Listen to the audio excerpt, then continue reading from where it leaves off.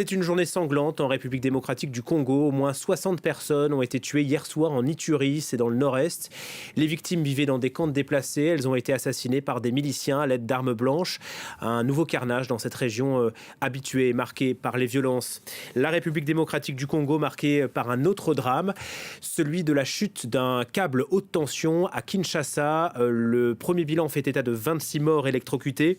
Clément Bonnereau, on vous retrouve sur place. D'abord, est-ce qu'on en sait davantage ?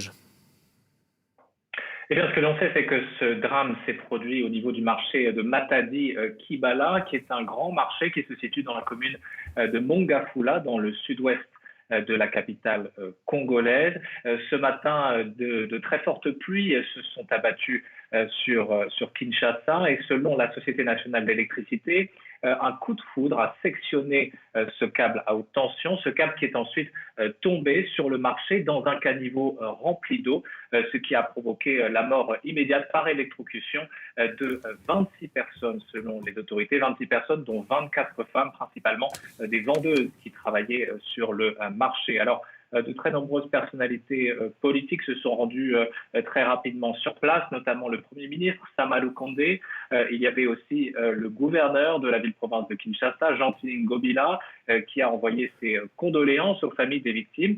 Il a parlé d'une situation, je cite, imprévisible. Alors justement, beaucoup d'internautes sur les réseaux sociaux ont exprimé leur émoi et s'interrogent justement, cette situation était-elle réellement imprévisible? Beaucoup pointent du doigt notamment la mauvaise gestion de la Société nationale de l'électricité, la SNEL, qui se voit accusée par certains internautes de ne pas suffisamment assurer de ces réseaux électriques.